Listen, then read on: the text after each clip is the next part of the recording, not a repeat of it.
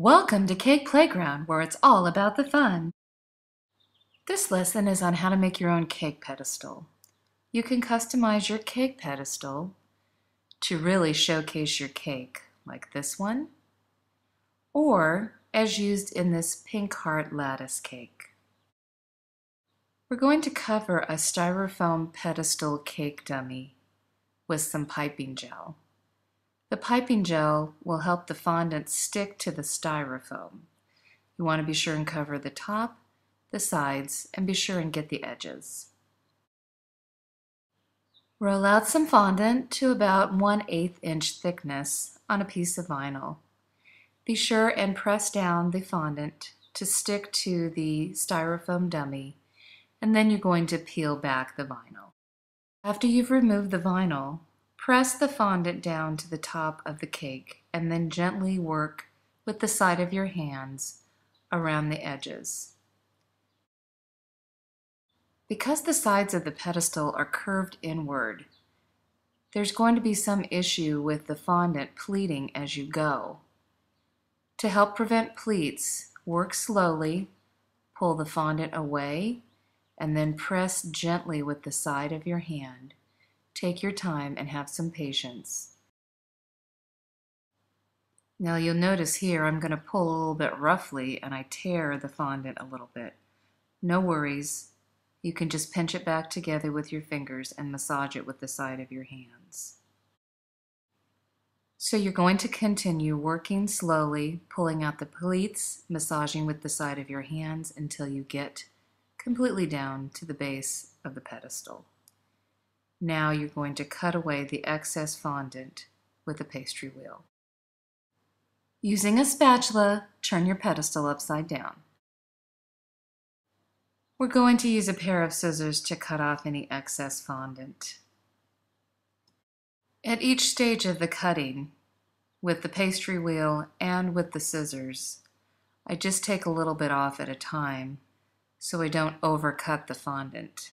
Take your fingertips and press in on the edges so that you're sure that all the edges are stuck to the bottom. You'll see here I do have a couple of places where I tore the fondant.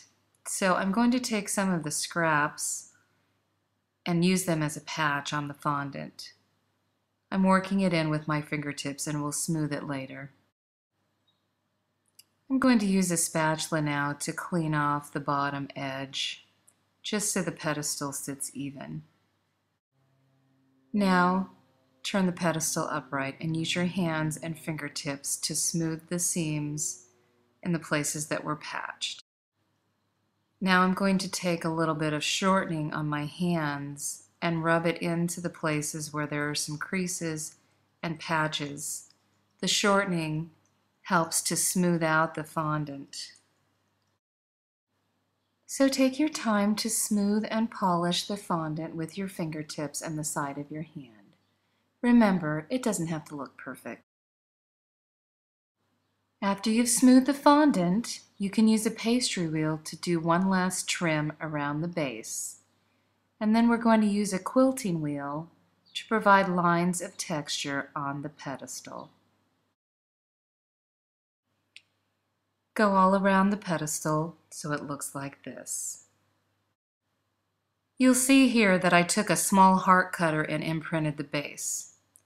Next, I'm going to use my airbrush to paint this pedestal gold. If you don't have an airbrush, you can brush on dry color or liquid color in whatever color you like. I'm now going to add some gold highlights to the hearts. So what I do is take a little bit of powder gold highlighter and pull it into a couple drops of vodka until it looks like this, and then paint it onto the hearts. This just gives a little pop to the hearts. And then you can put your cake on top like this. Come to CakePlayGround.com for lessons on how to roll fondant, and you can even get a lesson on the lattice hearts in this cake. Cake Playground, it's all about the fun.